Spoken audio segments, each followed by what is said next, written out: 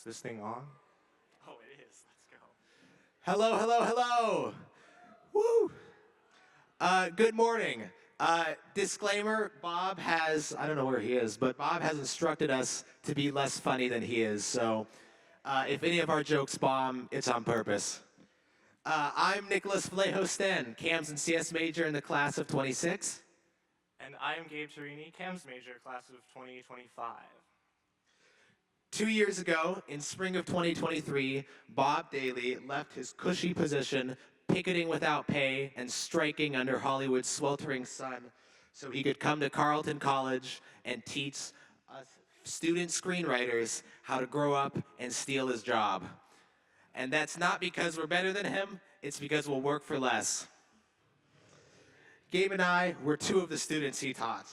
And boy, were we grateful for Bob's class, not just because he's an Emmy-nominated screenwriter and award-winning producer of shows like Desperate Housewives, Frasier, and the reboot of Frasier, but also because he's a great human. Today, he's going to talk about 9 lessons about creativity that he's learned, stolen, or ignored. And so, in honor of creativity, we are going to do our own original presentation. 7 lessons from Bob we've learned, stolen, or ignored. Number 1, we stole this topic. Number 2, I learned that Bob is a caring and devoted professor over his time here at Carleton. One who cared about spending a lot of time with his students.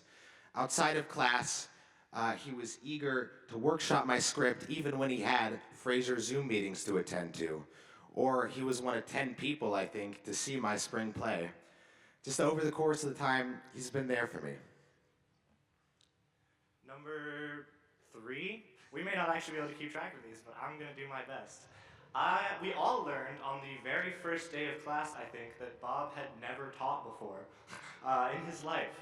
I am not of the, they say that those who can't do teach, but I am not actually of the opinion that just because you can do really well means that you can necessarily teach as well. But I think we all quickly learned that not only is Bob an incredibly capable screenwriter and professional in his field, but he, as Nicholas just explained, demonstrates what I have come to feel is one of the most important qualities that a professor can have, which is just that he makes himself tremendously available to his students. He had no qualms sharing all of his little tricks of the trade, and even more importantly, just was around for us to help out, whether it was just giving advice or workshopping scripts, as Nicholas mentioned, or to chat about how we were doing. Yeah. But we do also want to talk about some of the things that we have stolen from him. So, Nicholas. I have stolen many of his pieces of advice. He's probably the professor I've had that I've quoted the most to my parents, though admittedly that's because when I'm at home, I don't spend a lot of time analyzing algorithms, and I spend quite a bit of time watching TV.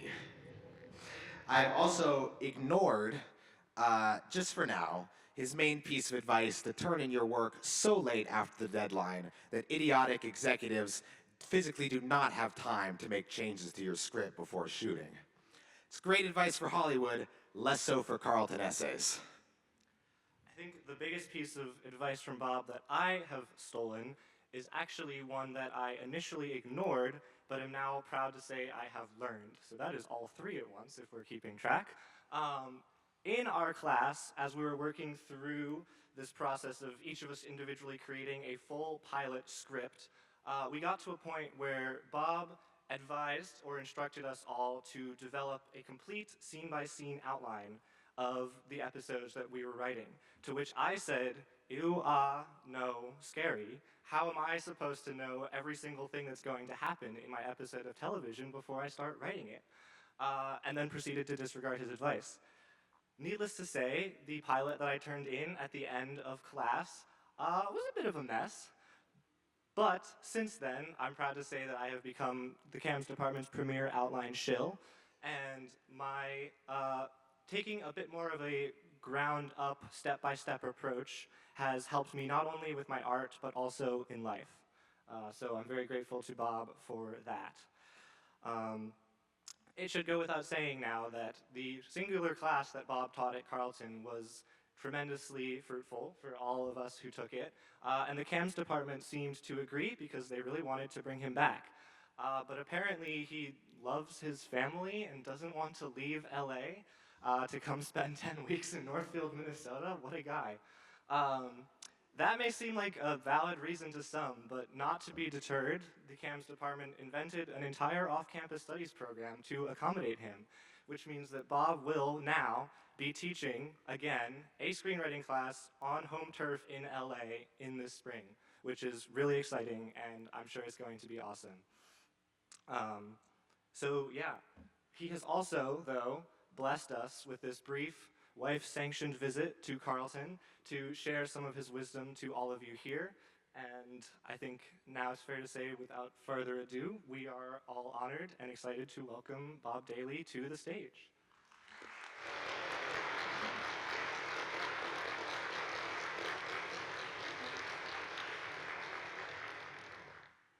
Thank you, Gabe and Nicholas. That was amazing. Gabe, you still owe me that outline, by the way. Just bring it by my office. Thank you guys so much. Thank you for inviting me. Thank you for coming out today. This is my second time doing this, which is such an incredible honor. If you had told me when I was a student here that someday I would be a two-time Convocation speaker, I think I would have said, "What is Convocation? Is that thing they do Friday mornings in the big, like, churchy building?" In my defense, there's a reason why I have now given more convocations than I attended. As a student, I worked for the Carletonian. Any Etonian nerds here? No? Oh, I see a couple hands. The paper came out every Friday, which meant that every Thursday we pulled an all-nighter in the basement of Sales Hill because, you know, procrastination. And around 3 in the morning, we would break out a case of beer, Pfeiffer beer. Chris Bierman will remember that brand, for a final burst of inspiration. So when Friday morning rolled around, we were exhausted and hungover / still a little drunk, and in no condition to listen to a lecture about democracy at a crossroads or whatever the hell happens to these things. I have no idea. So Convocation was a big no for me, but I think I made the right choice because those late nights at the Carletonian launched me into a career of writing and also liver disease. But don't worry, I do take this Convocation thing very seriously. When I got the call 8 months ago to come here, I vowed to devote myself to the task with the same passion and dedication that you guys bring to your to your lives when you're writing a paper or studying for a final exam. So late last night, I got started. I drank a Diet Coke. I took a nap. I called to see if I could get out of it. Obviously, I couldn't. I took a BuzzFeed quiz about which Hogwarts house I would have been sorted into. Obviously, Hufflepuff. But then finally, I rolled up my sleeves and I sat down on my computer and I typed the words Carleton College Convocation speech into an AI text generator. So here we go. This is the actual speech that AI wrote for me with that prompt. Good afternoon, Carleton College, or as I like to call it, the ultimate brain gym where we bulk up on knowledge. And perhaps a few processed carbs. Is AI fat shaming us? I think they might be. It's an honor to stand here in front of you at this Convocation ceremony. Well, that's true. Now, before we dive into all things creative, let me first apologize if I trip over my words. I'm still trying to figure out how the coffee machine works here. Trust me, creativity is about to flow, but only after I've had my caffeine fix. I used to worry about AI stealing my job. Not anymore. The best part about doing Convo was that I get to come back to Northfield, which holds a very special place in my heart. Carleton changed my life, and I will accept any excuse to come back here. As Nick and Gabe told you, I spent a lot of time here in 2023 when I was asked to be a screenwriter in residence and a visiting associate assistant professor in the cinema and media studies department, which was really a dream come true for me. I have wanted to come back and teach here ever since I graduated 42 years ago. Yes, 42 years. Hold for shock and disbelief, thank you. And it was, as I knew it would be, an amazing experience.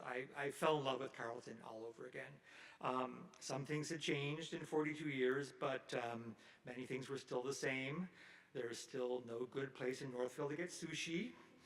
And I was promised a good bagel place, but it closed right before I got here. One thing that did not change, thank God, was the students. You guys are spectacular, you are smart, you are funny, you are just the right amount of weird. I was very proud to read online last night when I was procrastinating that Carleton was voted number 12 on the list of top universities that love quirky students. So suck it, Harvard. The students in my advanced screenwriting class were so much fun, and they really did incredible work. Each student wrote a pilot episode for a TV series based on their own original idea, which, trust me, is not easy. And honestly, some of those ideas were good enough to sell in Hollywood. I have certainly sold worse. Many of my students expressed an ambition to pursue a career in the arts, be it in screenwriting, publishing, directing, acting. So when I was thinking about what I was going to say today, I thought that I would talk about creativity and what it's like and what it takes to make a living in a creative field.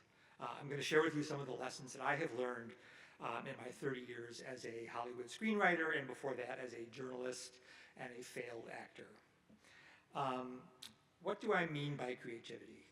Webster's dictionary defines creativity as, quote, not beginning your speech with a definition from Webster's dictionary, because that's lame, unquote. For our purposes today, I'm going to define creativity very broadly. It's making something from nothing, using nothing but your imagination.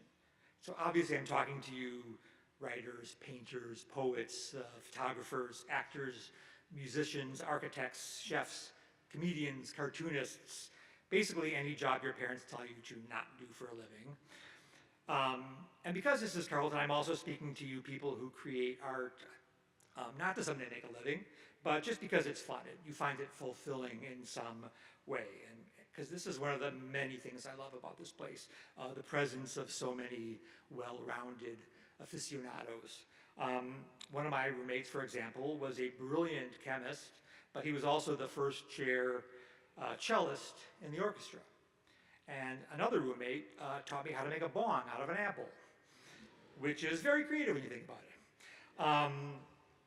I also addressed my remarks today to science majors, psych majors, would-be teachers, engineers, inventors, because if you define creativity as broadly as I am, which is simply a new way of thinking about things or doing things better than what has been done before, then you can obviously see creativity in any area of life. By the way, I know that every student in this room has performed at least one creative act. You have all written one work of total fiction. I'm referring, of course, to your college admission essay.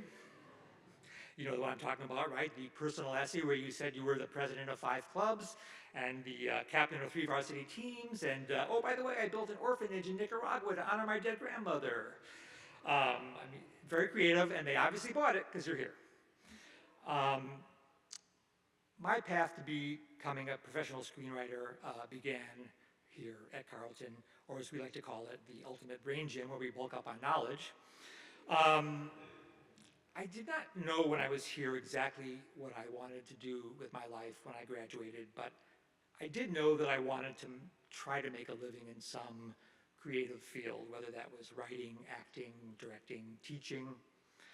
I had this vague and romantic and laughably naive notion that I would let thoughts and ideas float into my head, and then I would find a way to somehow exchange those thoughts and ideas for money. I would work at home in a cool office lined with books. Maybe I would smoke a pipe, not sure. I would definitely wake up whenever I felt like it. By the way, and I'm not proud of this, but I've made way too many career decisions based on how late I could sleep in the morning, which is the same way I picked all my classes at Carleton, by the way. 8:30 a.m., no thank you, theories of the Victorian novel. So that was my dream when I left Carleton, a well-rested life in the arts. And I have been very lucky. I have been able to earn a living making stuff up. Not always a great living. After graduation, in a dazzling career move, I took my Carleton degree and I moved to Texas to perform improv comedy for 2 years. You can imagine how thrilled my parents were about that. And then I shifted to journalism. I was a freelance magazine writer for 8 years. And then I moved to Los Angeles, where I have worked as a screenwriter for 30 years. I have written or co-written 67 episodes of television. I have worked as a producer and showrunner on almost 20 series, comedies, drama, animation. As I said, I've been very fortunate. It's been an incredibly gratifying career, but I'm not gonna lie, it has not always been easy. There have been many setbacks and disappointments, many moments of struggle and doubt, because here's the truth about being creative, and those of you who have tried know this, it's hard. Like writing is hard, painting is hard, singing is hard, improv comedy is hard. I know because I tried it and I sucked. The process of making something from nothing is messy and frustrating, and it feels like a little miracle when something succeeds, because most of the time it does not. I have failed plenty of times. Do any of you remember the TV series Costello or Duresta or Hits with a Z? No, you don't. They were giant flops that I was a part of. But over the years, I have learned a few things I've come up with, or I've stumbled across, or I've stolen some tips or lessons, if you will, that have helped me to break through creative blocks and rise above the self-doubt and the internal fears. These are things that I wish I had known when I was in your shoes, leaving Northfield and starting out 4 decades ago. So I thought I would share them with you today as you guys are starting out, and I hope they will be useful in some way. Now, I want to say that these are things that have worked for me. They may not work for you. One thing I do know about creativity is there is no single path to glory. Everyone takes a different path, and ultimately you will make your own path with your own 2 feet, but I hope I can make that path just a tiny bit easier for you. So here we go, 9 lessons about creativity that I have learned from my 30 years in Hollywood. Lesson number 1, and I really wish someone had told me this when I was starting out, which is when you begin, you must learn to overcome and overthrow your good taste. You've come to these hallowed halls, this Parthenon on the prairie, to study the great works of art. You have watched the films of Hitchcock and David Lynch. You've listened to Beethoven's symphonies. You've read the novels of Jane Austen and George Eliot. Full disclosure, I still haven't finished Middlemarch. Sorry, Professor Soul, but I bet you guys have. You have developed impeccable taste. You know in your gut what makes good art. And so when you start to make your own art, you know one thing: it's not so good, right? It's trying to be good, it has ambition to be good, but it isn't. And your impeccable taste, the thing that made you think you could do this in the first place, knows that what you are making is disappointing to you. There's a huge gulf between your ambition and your ability. The NPR radio host, Ira Glass, who's a favorite of mine, calls this the tyranny of your good taste. Now, don't despair. Everybody goes through this. It's totally normal, but that tyranny of your good taste must be overthrown. You cannot let these feelings of disappointment stop you, because a lot of people that I have known never get past that phase, and sadly, they will never find out if they are actually talented or not. And there's only one way to get through this, and that is to do a lot of work. You start making stuff, try, fail, fail again. As you do the work, you will slowly get better, and eventually you will catch up and you will close that gap. When I moved to LA to make it as a TV writer, I sat down to write what's called a spec script. Gabe and Nicholas know about that, which is a sample of your work to show to agents and executives to try to get work. I had watched tens of thousands of hours of television in my misspent youth. And because of that, I knew with great certainty that the first script I wrote was absolute garbage. The second script I wrote improved to merely embarrassing. And the third script, not terrible. The fifth script, which I wrote more than a year, probably a year and a half after I started that process, was finally decent enough to get me an agent and launch my career. But that was a rough year. I wrestled with self-doubt every single day. I almost gave up a few times. I was convinced that I was never going to write anything as good as Seinfeld or Frasier or Cheers. But I became a better writer the more I wrote. By doing the work, I started to close that gap between my ambition and my ability. Now, if I'm being honest with you, have I ever completely closed that gap? I have not. I've never watched an episode of television that I've written without thinking, ugh, that could have been better. But I've made my peace with that, and I think that's something that all successful creative people share. They can live with that chasm between what's in their mind and what they're actually able to create. So, do the work. Which brings me to lesson number 2. I'm calling lesson number 2, and I quote, "Stop procrastinating, you idiot." When I was a student, I kept a journal. And before I came here today, I thought it might be fun to dig it out and try to remember what I was thinking when I was in your shoes. And after I sprained my face cringing, what I found on page after page of my college journal was some variation on this quote: "Stop procrastinating, you idiot." I had a big procrastination problem in college. Senior year, I took advanced rhetoric from a tough but really brilliant professor named Owen Jenkins in the English department. We had to write a 2-page essay every week. And after a few weeks, Owen Jenkins gave me the nickname Deadline Daily. It was ironic. I never met a single deadline, not one, so don't feel bad, Gabe, about that outline. After years of struggling, I have realized that procrastination is not really about time management, it's about perfectionism. And perfectionism is not really about setting high standards and working hard to meet them, that's a good thing, but toxic perfectionism, the thing that makes you a procrastinator, is really about fear of failure. You're not pursuing success, you're avoiding failure. Right? I had trouble finishing those essays because I knew they would be far from perfect. And because I desperately wanted Professor Jenkins' approval, I couldn't fail. And as long as I hadn't finished the essays, I hadn't failed, right? You can't fail if you don't try. But, of course, I was failing and feeling shame, guilt, anxiety, despair, etc. This problem has plagued me through many years and several therapists. But I have found various ways to deal with my procrastination and my perfectionism. And I thought I would share one of them with you today. It's called, and you guys will know this, the vomit draft. What is a vomit draft? When it's time for me to sit down and write a script, here's what I do. I write a shitty first draft as fast as I possibly can. Now to clarify, I'm not trying to make it shitty, it just will be, because all first drafts are that way. Unless you're like a Mozart-like prodigy, in which case, we hate you, go away. What I'm doing with the vomit draft is I'm giving myself license to fail. Right? I'm telling myself this draft will be terrible, so don't worry about making it perfect. Perfect does not exist, just finish the damn thing. When I'm writing my vomit draft, speed is my friend. I don't stop, I don't get stuck. When I come to a tough spot, and the ideas are not flowing, I just put something down and I keep moving. And in a couple of days, I have a 45-page script. Now, it's important to recognize that the vomit draft is only a starting point. Do not fall in love with your vomit draft. You did not accidentally write a masterpiece. You wrote garbage, okay?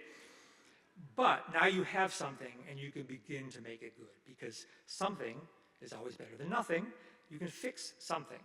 And with sufficient editing, your mediocre words can and will become usable. Again, the only thing that banishes the fear of failure is work. Start somewhere, make mistakes, tear it up, do it again, get better. All right, speaking of failure,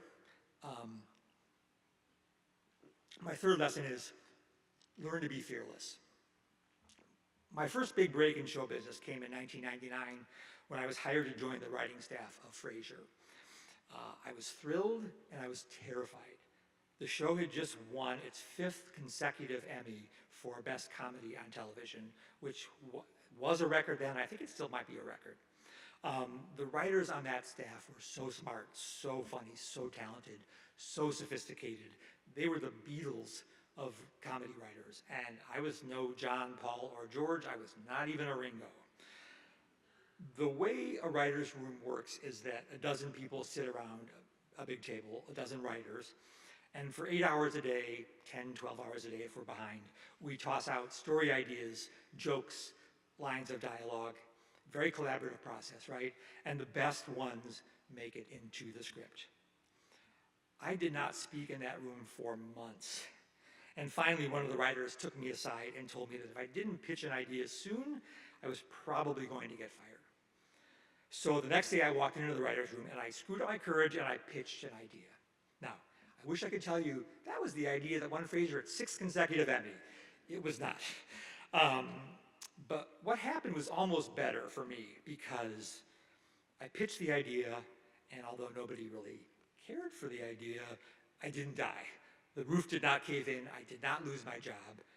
Everybody moved on to the next idea. And having survived that, it was a little bit easier for me to pitch my next idea. And eventually, I became pretty fearless in a writer's room. The only way you'll ever overcome your fear of bombing is to bomb, right? And live to see another day. So don't be afraid to bomb. Pitch your ideas, put yourself out there. Because here's an important thing that I learned about failing. Nobody is paying as much attention to your failure as you are. Because just like you're obsessed with the importance of your life and your ideas, they are equally obsessed with the importance of their life and their ideas. And while you're kicking yourself over your most recent stupid pitch, they're probably doing the same thing. So stop obsessing about what other people think. Be fearless. Lesson 4, learn how to collaborate. So there's this myth of the artist alone, right? You know, at her desk writing, in his studio painting, like the lone creative genius. But the truth is art making is a group effort much more than it is a solo endeavor. It's a collective activity. I mean, obviously, if you want to be in a band or you want to run a restaurant, be an architect, work in the theater, you know you're going to have to collaborate. But even poets have to work with editors and publishers, and sculptors need patrons and dealers. So developing an ability to collaborate and play well with others is crucial. As I said, this is especially true in my business. Over 100 people work together to make one episode of television, from the writers and the actors and the directors to the editors, set designers, prop masters, crew, the people who drive the crew, the people who feed the crew.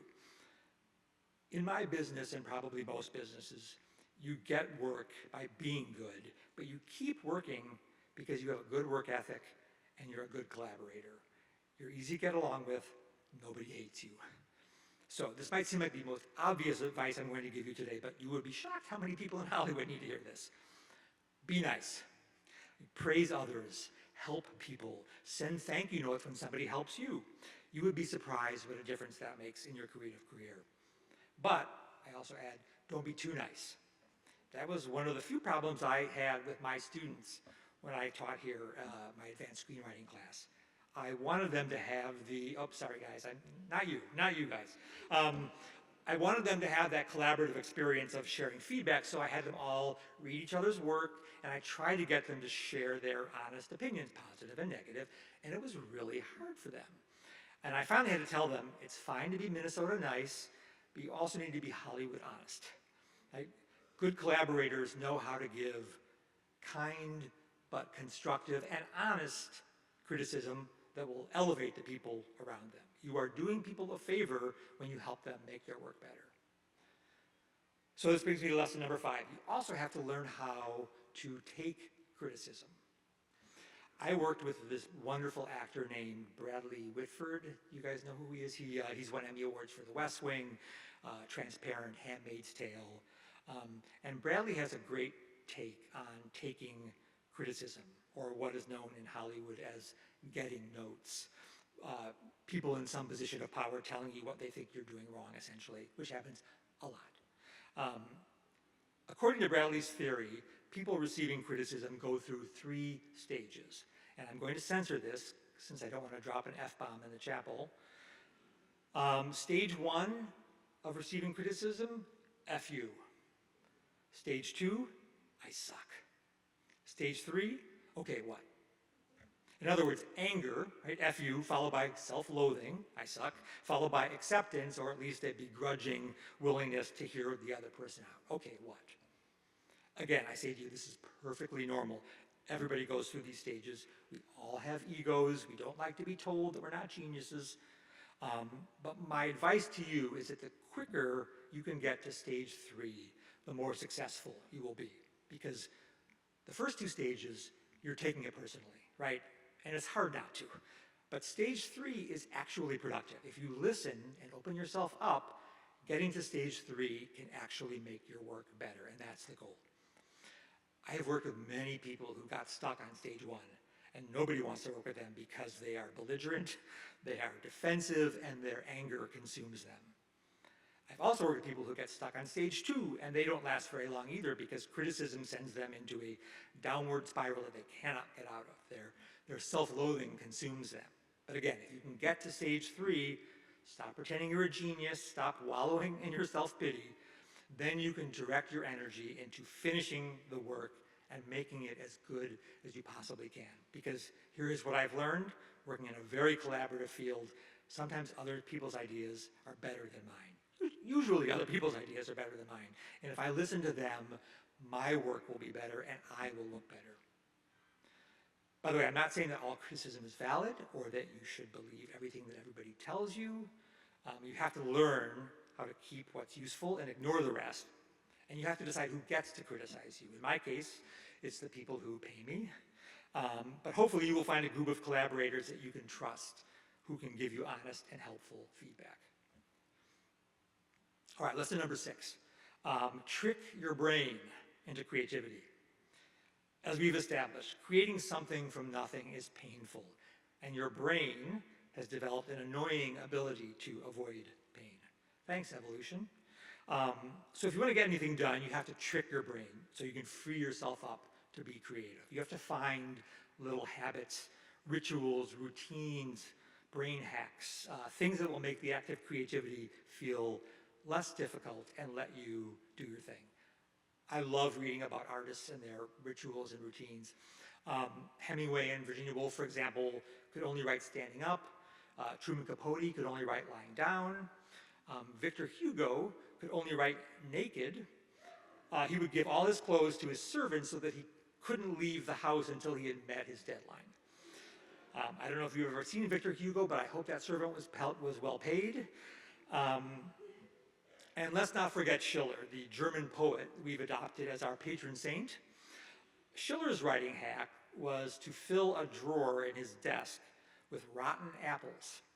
And when he got stuck, he would open the drawer and take a sniff. Because apparently decomposing apples produce methane gas, which is toxic, but in small doses it does cause euphoria. So in other words, our patron saint was a giant weirdo who got high on rotting fruit. Seriously, Carol, that's the best we can do? The naked Victor Hugo is available. But again, whatever it takes to overcome your doubts and fears. In my years in Hollywood, I have come across some truly interesting creativity hacks that I'll share with you in the hopes that maybe they'll work for you. I worked with one brilliant writer who could only write when he was walking.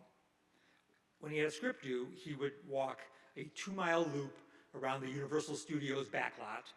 He would come back to his office, and then he would download 5 or 6 pages of the script that he had written in his head onto his computer, and then he would go back and do another 2-mile loop. Some days he would walk 12, 14 miles. One day he came back with bloody feet.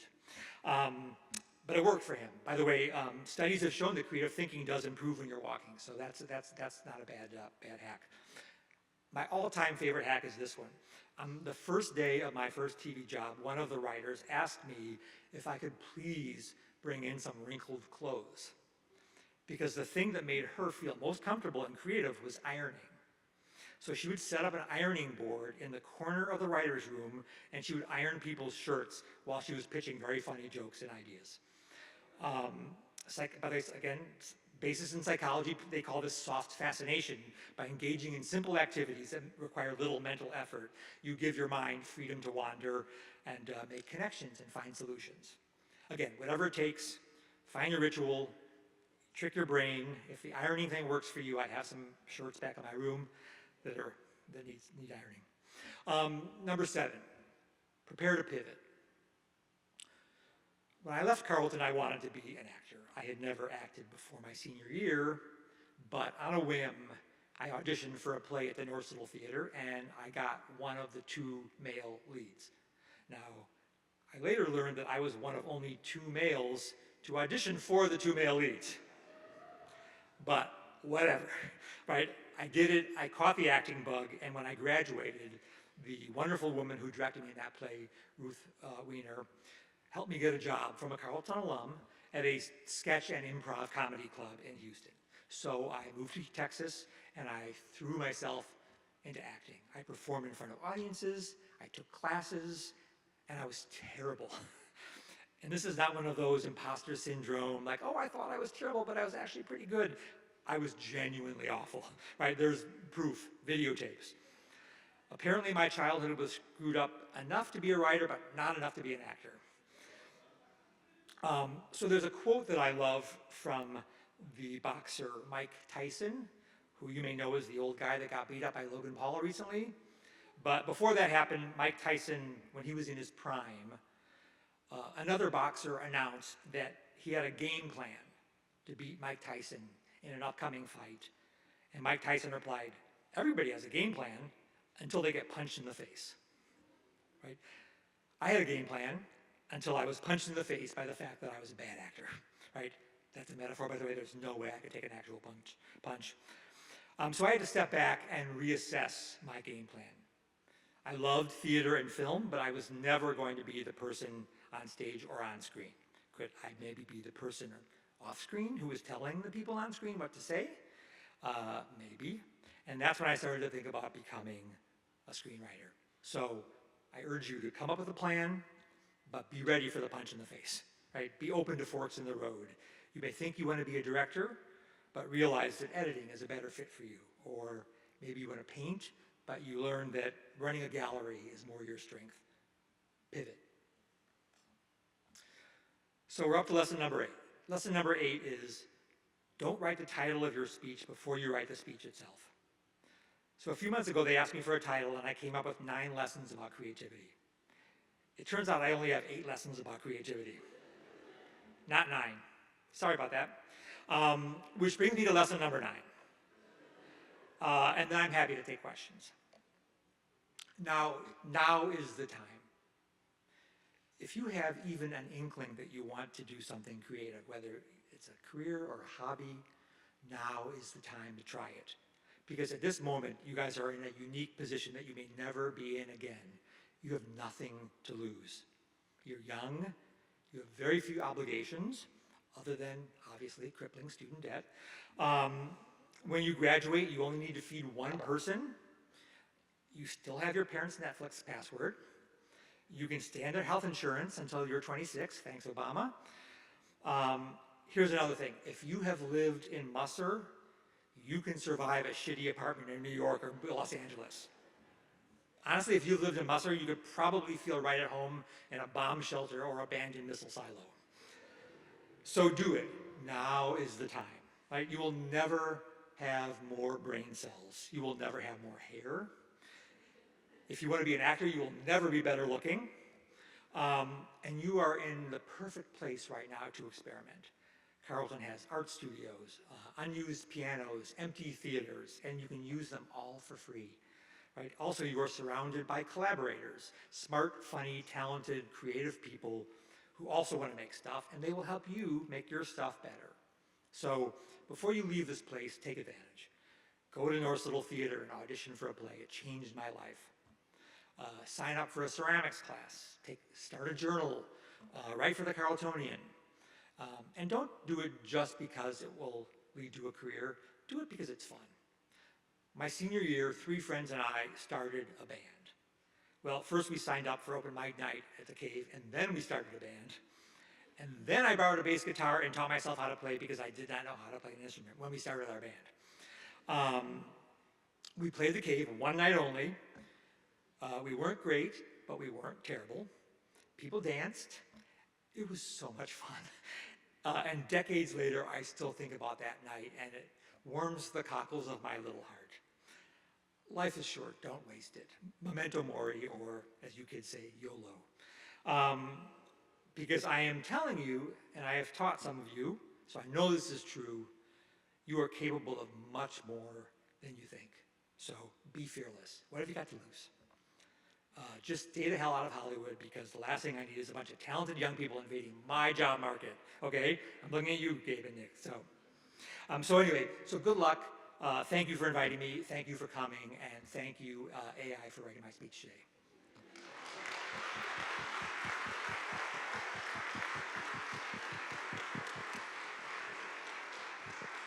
And thank you very, very much, Bob, or I guess Professor Daly. Yes, thank you, Excuse me. Associate Yes. Professor, yeah.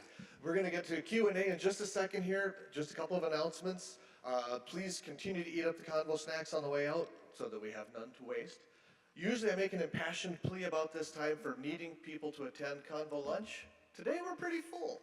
So thank you very much for everyone who RSVP'd or talked to me. However, that being said, we can probably squeeze another 3 or 4 in. If you are interested in joining us for lunch with Bob, AGH, directly after Convo, 3 or 4 of you, talk to me afterwards. And on that, and speaking of which, Q&A, if you're on Zoom, and there are 30 of them on Zoom today, please feel free to put your question in the chat and we will try to relay it. So who would like to kick off Q&A for us today?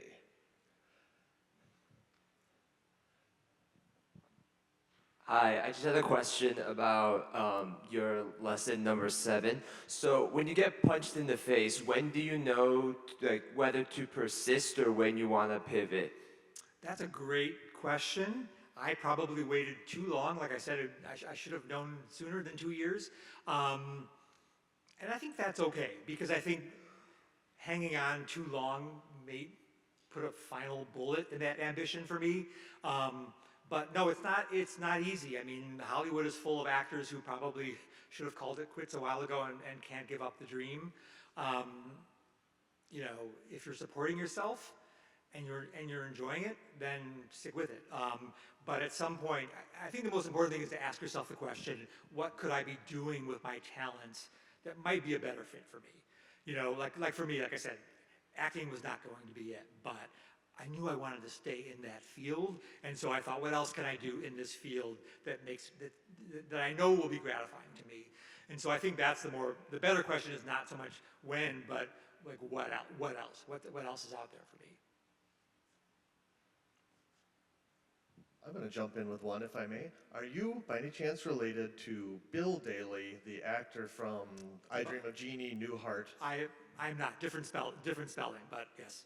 But thank you for remembering Bill Daly. He was a great actor.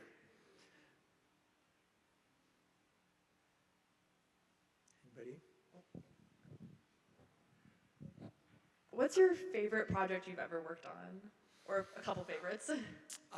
Boy, I have to say that my dream job was writing for Frasier, probably because it was my first job, big job, and it was, you know, it was just such a well-respected show.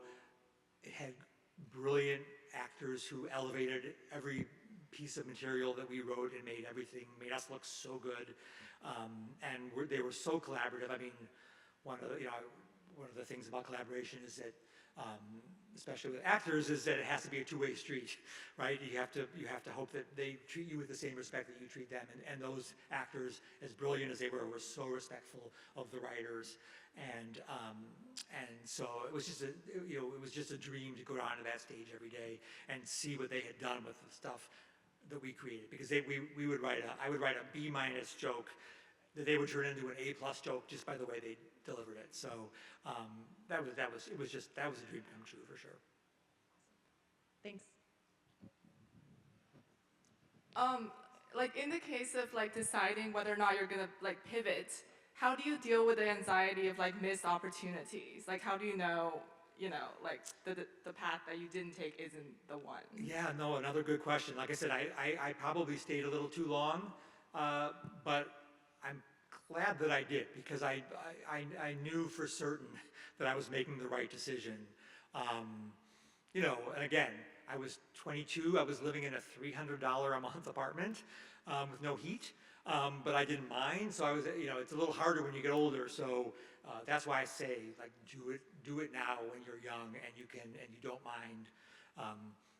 mind living that lifestyle of the struggling artist, because it does take a while. I mean, I can't think of, when I think about who is in the writer's room with me when I'm working, almost everyone started out doing something else. A lot of stand-up comedians, a lot of failed actors, a lot of failed directors. But you know, by starting out in the right place, they knew they were close, right? And that's I think that's the thing is you want to at least start out close to where you want to end up if you can.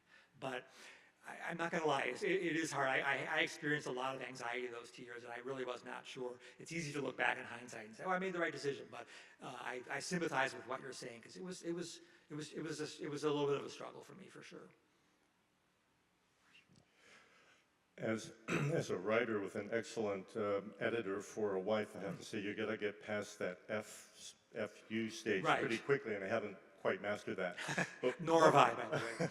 what I'm wondering is, what quality does a human bring to your craft that AI doesn't? Oh, that's a great question. You know, I can speak specifically to AI and comedy because AI basically is regurgitating. You know, AI will study a million jokes and then basically reconfigure them into a new joke, but they will be, by definition, they will be plagiaristic and right. They're not going to be original. And the hallmark of good comedy is surprise, right? You don't want to see the punchline coming, and so I think that that's one thing that I don't know that AI will ever be able to master. I mean, they can if you fed them 100 Mel Brooks jokes, they could probably give you a pretty good facsimile of a new Mel Brooks joke, but it won't have the same element of surprise because it will sound like the other 100 jokes that you fed into the AI machine. By the way, you can tell I'm not a computer science major. I'm not sure how AI works exactly, but I do think that is the problem with AI in a creative sense, is that it is just simply regurgitating what you fed it, and it's not, you're never going to have that joke or that idea that has the element of surprise. It's going to feel familiar because it is familiar. My friend was unable to attend Convo today, but he wanted to ask this question, and the question is, do you find joy in challenges, or do challenges give you joy? What a good question. I do find joy in challenges, and as I said, I've been doing this for 30 years now. Hold for shock and disbelief, thank you. That's what I look for now. Like last year, I did my first animated series. I worked on a reboot of it's coming out, and now I'm going to do a plug. It comes out in July, a reboot of King of the Hill for Hulu, the animated series created by Mike Judge and Greg Daniels. And I had never done animation before, and that's the main reason I took that job. I actually took a pay cut to do it, but I wanted a new challenge. And that's the thing that I love about what I do, is that for me, every script is a new challenge. I feel like I have forgotten how to write every time I sit down to write a new script, because each script brings its own unique set of challenges. I've never told this story before. I've never told a story with these characters before, if it's a new show. So I feel like if I weren't being challenged, at this point, I would probably retire. But I do still find joy in the challenge of trying new things. And I think when you stop feeling that joy and that challenge, that's the time to hang it up as a creative person, because then you're AI. You're just regurgitating all your past ideas into something new. But if you feel that sense of challenge, that's a great feeling. I'm an aspiring artist in a couple of different ways. I'm a musician and a comedian. I do a couple of different things, and I'm wondering, what's your advice as to whether to kind of hone in on one thing, or kind of maintain a jack of all trades type of way? I think eventually you have to hone in, but I would say now when you're at Carleton and even your first couple of years out of Carleton, I would be the jack of all trades. I would absolutely keep your options open and see where your passion leads you, honestly. And by the way, those are not incompatible skills. But eventually, yes. At some point, like when I give advice to students that want to work in television, and they say, I don't know if I want to direct, do I want to write, do I want to produce, do I want to act? You have to pick a lane at some point, because people will not take you seriously if you say, I want to do 5 different things. And they all have different sort of paths to entry. So at some point, you will have to pick a lane. But I would say this is not that point. I mean, just, again, take advantage. You look at all these great people here that would love to, listen to you or work with you, or, that's I'm assuming you're good, obviously. But I think that's, this is the perfect time to try everything. Absolutely. Hi, thank you for your talk. Sure. I'm wondering, have you ever hit like a block or a writer's wall for an extended period of time where, your vomit draft wasn't good enough to get you through it? And if so, what did you do? All the time is the answer to that question. One thing that I have going for me, fortunately, is that in the television business, you can't afford to have writer's block because we film a new episode every week.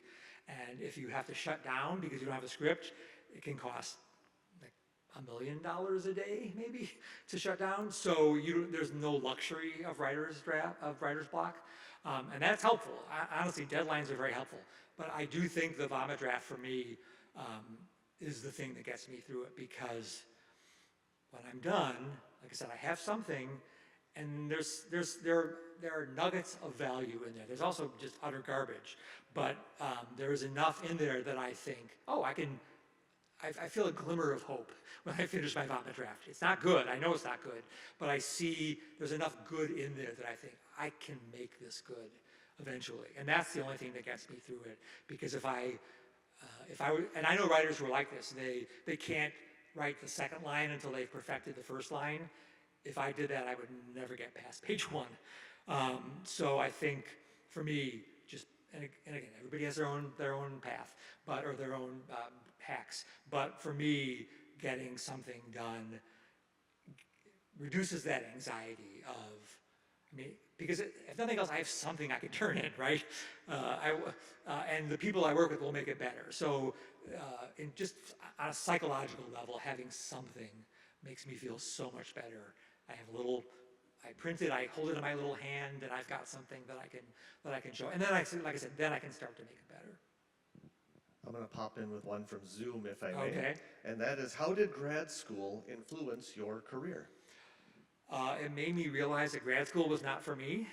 I went to, I had a brief detour into academia before I found the back door of coming as a visiting professor. But I was in the master's program at University of Chicago, or the PhD program, but I dropped out after getting a master's. I was told, I guess here's how I can answer that question. I had a professor call me into his office when I turned in a paper for, I think it was an 18th century novel class, and he said that my writing was too conversational. And I thought, I kind of like writing that way, so maybe I should just find a way to write conversation for a living.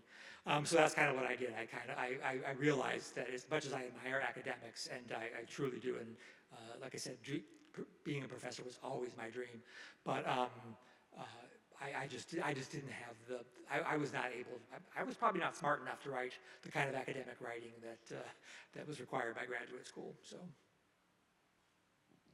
Thanks so much for being here. It sounds like you, I'm a big believer in the idea that there is something really great behind every note, regardless of what you think of the note initially. But I also think sometimes the note itself is not good, and you have to navigate what to do with it then. And I'm curious what that process is like for you. Great question. So we, TV writers have a term for that. It's called the note behind the note, which is that oftentimes you'll get a note and from an executive. I mean, we get our notes mostly from executives who, by the way, are paying for the show, so we have to listen to them. But they'll say, I think you should change the third act, and I think you should do this instead. And that's a bad note. The way they want to change it is bad. However, the smart thing to do is to step back and say, okay, that's not the way to fix this script, but they clearly are not understanding what we're trying to do in the third act. So what can we do? What is holding them up? What is making them, stumble in the third act? And so the note behind the note, and that's on us. Like at that point, if that's us saying, okay, we're not going to do what they said, but what can we do? They're smart. They are smart people, and they're bumping on something. So what are they bumping on, and how can we fix it? And honestly, a lot of times we get what we think is a stupid note, and we do a rewrite, and we have to admit, it's better now because again, we didn't take the note, but we took the note behind the note. And by the way, I say this to my students a lot, but when I ask people for feedback, and especially if there are people who are not necessarily in the industry, but like your Carleton classmates or whatever, or your spouse or your partner, and you're asking to get notes from them, the questions that I ask them are, the two big questions I ask them are, where were you bored and where were you confused, right? Because that's where people can be very helpful. And those are notes that I think are always great. Now, they may not have the fix for that. They may not tell you how to make it less confusing or less boring, but it's really helpful to know that I lost the thread of the story here, help me out. And so those are notes that I think are really helpful. And then again, it's up to you to execute that note. Speaking as somebody who has watched television from just about the beginning of television, I can say that Frasier was one of my favorite shows, and also it was a spin-off of Cheers, yes, correct? Yes, it was. And Cheers was another one of my, and the thing that made Cheers so enjoyable for me was it was filmed in front of a live audience, performed. As was Frasier. As was Frasier, yes. Yes, there's two different kinds of comedies, and that's called a multi-camera comedy, and it's staged like a play. But there's like a line of sets, the bedroom, the bar, the whatever, and the cameras move back and forth between the sets, and there's an audience watching the entire thing, and we film the entire episode in like 3 hours on a Tuesday night in front of a live audience. I love that. It's fallen out of favor a little bit for a while. Shows like The Office, that were not filmed in front of an audience were more popular. But I love the honest audience feedback, because if you have a joke and it doesn't get a laugh, then it's not working. So a lot of times when we're filming in front of an audience and something doesn't work, we will frantically write a new joke and shoot it quickly. But I think that keeps the writers and the actors honest. You can't fool yourself if nobody laughs at the joke. You can't fool yourself. You have to rewrite it, and I love that. Yeah. I grew up on those shows. Like the Dick Van Dyke Show was when I was a kid. Was the show that I always watched, and Cheers, all those shows. So. Hello.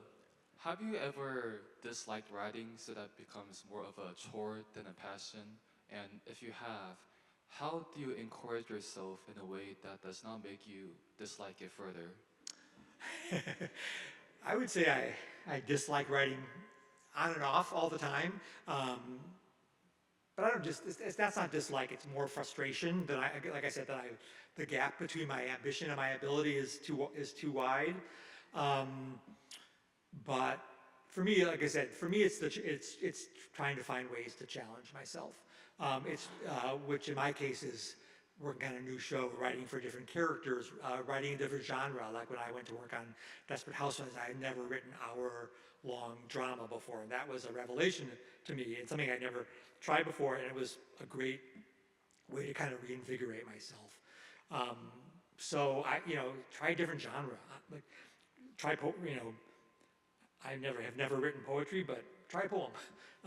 Try something different, because that for me is the way that I, can try to rekindle my love of writing, is just to find different challenges, and then also, find people to collaborate with that will bring something different to it too. That's one of the things I love about my job, is every writer's room I have been in, I've worked with different sets of writers, and they're all very different, and they bring such different energy and different ideas that it makes every job feel like I'm starting over again in a good way. Thank you. Sure. And on that, we need to conclude Convocation. Okay. Thank you Thank very you everybody much so much. for This was being fun. here. Thank you. Thank I really you all for enjoyed being it. here as well.